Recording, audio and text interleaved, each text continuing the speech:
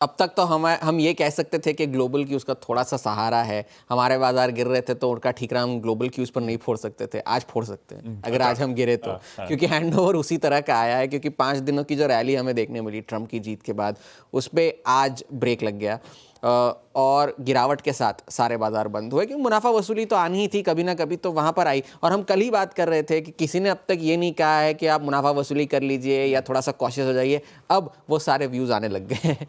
तो कल सारे जो इंडस्ट्रीज है, सारे डाउ जोन्स, S&P 500 सारे के सारे गिरावट के साथ बंद हुए। नैस्डैक फ्लैट बंद हुआ, लेकिन फ्लैट लाइन के नीचे ही बंद हुआ है। और S&P 500 भी जो 5 दिनों की रैली थी, वो इस साल की सबसे बेहतरीन 5 दिनों की रैली थी, the best 5-day rally of this year.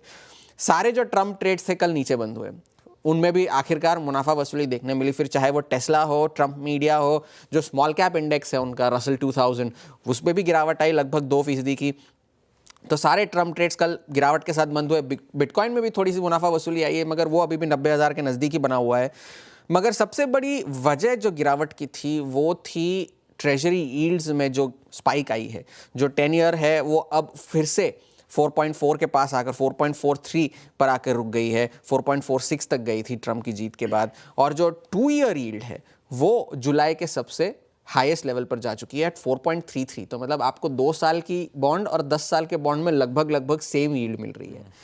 तो वो एक बात है। और जैसे कि आपने कहा, डॉलर जो सरदर्द बना हुआ है, नवंबर 2022 के सबसे ऊंचे स्तर पर आकर 2 साल के हाई पर है डॉलर, तो वो एक ध्यान में रखने वाली बात है। अब सिटी ने ये कहा है कि अब ये जो पोस्ट इलेक्शन रैली चल रही है वो थोड़ी सी उस पर ब्रेक लगेगी, क्योंकि मुनाफा वसूली आएगी। और एक ब्रोकरेज है JM स्कॉट, उन्होंने भी कहा कि अब वो नज़र लगाए हुए है कि शायद मुनाफा वसूली आए, कंसोलिडेशन आए या करेक्शन भी आए, वो 2025 के पहले क्वार्टर में करेक्शन आ सकता है। इतिहासन भी देखा गया है कि 2000 जो साल का जो पहले 2 या 3 महीने होते हैं वो बाजार के लिए अच्छे नहीं होते, तो वो एक सीजनैलिटी भी आ सकती है, क्योंकि सारे जो स्टॉक्स है वो ओवरबॉट हो चुके हैं, ये JM स्कॉट का कहना है। तो उस वजह से भी मुनाफा वसूली आ सकती है। अब आज का बड़ा ट्रिगर क्या है? आज का बड़ा ट्रिगर महंगाई के आंकड़े हैं अमेरिका के। हमारे तो ठीक नहीं आए, उनके भी बढ़ने के आसार है, तो उससे फेड की मुश्किलें बढ़ सकती है।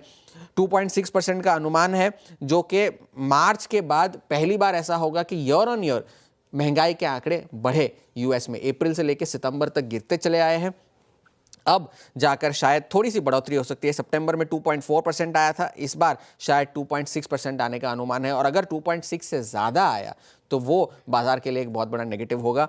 तो वो एक देखने वाली बात है, क्योंकि अपोलो ग्लोबल मैनेजमेंट की भी एक एनालिस्ट है, उन्होंने जो फेड तो कहता आ रहा है कि हमने इन्फ्लेशन पर काबू पा लिया है, महंगाई अब कंट्रोल में है, ये है वो है, मगर उन्होंने कहा है कि फेड जो चाहे कहे, आप ज़रा आंखें खोलिए, नज़रें यहाँ वहाँ लगाइए, आपको पता चलेगा कि महंगाई पर किसी ने कोई काबू नहीं पाया है, लोग अभी भी तकलीफ में है। ये अपोलो ग्लोबल का कहना है।